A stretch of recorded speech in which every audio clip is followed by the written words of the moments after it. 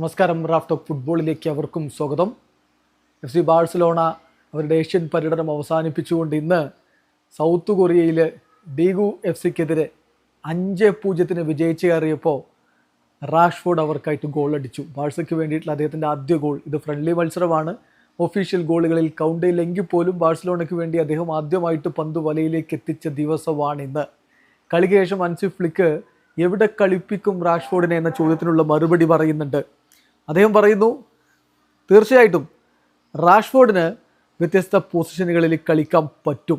റാഷ്ഫോർഡിൻ്റെ കാര്യത്തിൽ ഞാൻ വളരെ ഹാപ്പിയാണ്. അദ്ദേഹത്തിന് വിങ്ങറായിട്ട് കളിക്കാൻ പറ്റും, അതുപോലെ തന്നെ അദ്ദേഹത്തിന് സ്ട്രൈക്കറായിട്ടും കളിക്കാൻ പറ്റും. ഇന്ന് ഞാൻ അദ്ദേഹത്തെ സ്ട്രൈക്കറായിട്ടാണ് ഉപയോഗപ്പെടുത്തിയത്.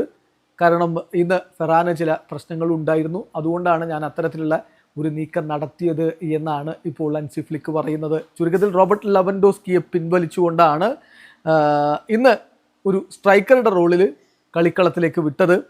മാർക്കസ് റാഷ്ഫോർഡിനെ അദ്ദേഹം ഗോൾ അടിച്ചു, അതിൽ ഹാപ്പിയാണ് ഹൻസി ഫ്ലിക്ക്. അതോടൊപ്പം ഹെക്ടർ ഫോർട്ടിനെ കുറിച്ച് അദ്ദേഹം പറഞ്ഞത്, തീർച്ചയായിട്ടും ഹെക്ടറിൻ്റെ കാര്യത്തിൽ ഞാൻ എന്താണോ കണ്ടത് അതിൽ ഞാൻ വളരെയധികം ഹാപ്പിയാണ്.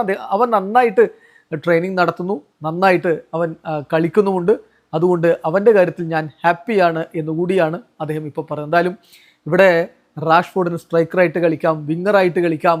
ഇന്നിപ്പോൾ അദ്ദേഹത്തെ സ്ട്രൈക്കറായിട്ട് ഉപയോഗപ്പെടുത്തുന്നു എന്ന് പറയുമ്പോൾ ഹൻസി ഫ്ലിക്കിന് റാഷ്ഫോർഡിനെ ഉപയോഗിക്കാൻ വ്യത്യസ്ത പദ്ധതികളുണ്ട് എന്നർത്ഥം. റാഷ്ഫോർഡിന് അവിടെ തിളങ്ങാൻ പറ്റുമെന്ന പ്രതീക്ഷയിൽ തന്നെയാണ് ആരാധകരുമുള്ളത്. വീഡിയോ അവസാനിക്കുന്ന ഫുട്ബോൾ ലോകത്തെ കൂടുതൽ വിശേഷങ്ങളുമായി റാഫ് ടോക്സ് കൊണ്ടുവെത്താം.